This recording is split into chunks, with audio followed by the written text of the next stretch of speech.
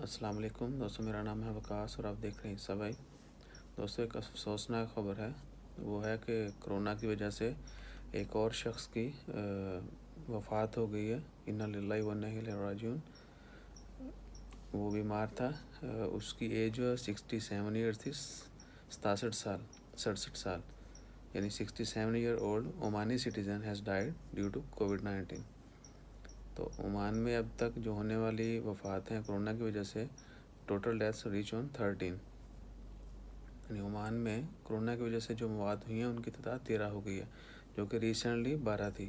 تو آج عمان میں ایک 67 ایئر اولڈ عمانی سٹیزن، ایک بندہ، ایک میل، تو ایک شخص 67 ایئر اولڈ جو ہے اس کی وفات ہو گئی ہے۔ انا للہ و انا الیہ راجعون۔ اور اس طرح عمان میں اب تک کرونا کی وجہ سے ہونے والی جو وفات ہیں ان کی تعداد ہو چکی ہے 13۔ تو دوستو، گزارش ہے کہ آپ سب لوگ زیادہ سے زیادہ اپنا خیال رکھیں، اور جتنے بھی مریض ہیں کرونا کی وجہ سے، خواہ کسی اور بیماری سے، ان سب کے لیے دعا کریں۔ رمضان کا مہینہ ہے، اللہ تعالیٰ انہیں جلد صحت یاب کرے، دعا کرتے رہیں اور اپنا خیال رکھیں۔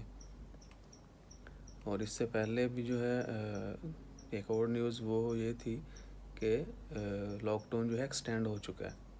پہلے جو تھا لاک ڈاؤن وہ 8 مئی تک تھا، اس کے بعد آج جو ہے اس کو کل ہی ایکچولی ڈیسیژن ہو گیا تھا، تو آج ٹیوزڈے کو جو ہے اناؤنس کر دیا گیا کہ مسقط میں جو کووڈ-19 کے حوالے سے یا اس کو سیف بنانے کے لیے مسقط کو لاک ڈاؤن جو ہے اس کو ایکسٹینڈ کر دیا گیا ہے 29 مئی تک۔ تو ڈونٹ بی پینک، انشاءاللہ اللہ خیر کرے گا۔ گورنمنٹ نے، اتھارٹیز نے، انہوں نے ایک اچھا ڈیسیژن لیا ہوگا۔ تو ہمیں کرنا کیا ہے کہ ہمیں اپنی حفاظت کرنی ہے، اپنا خیال رکھنا ہے، گیدرنگ کم سے کم کرنی ہے، اور باہر نکلنا ہے تو صرف ایمرجنسی کی صورت میں نکلنا ہے۔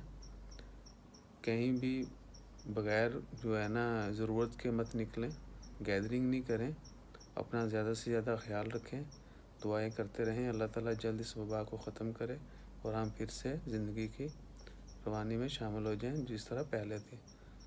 تو انشاءاللہ عید کا بھی یہی پرسیپشن چل رہی ہے کہ عید بھی بڑی سادگی سے ہوگی، گیدرنگ نہیں ہوگی، میں بھی عید کی نماز جو ہے وہ بھی ابھی کنفرم نہیں ہے۔ تو انشاءاللہ اللہ تعالیٰ خیر کرے گا، دعا کرتے رہیں اور اپنا خیال رکھیں۔ جزاک اللہ خیر۔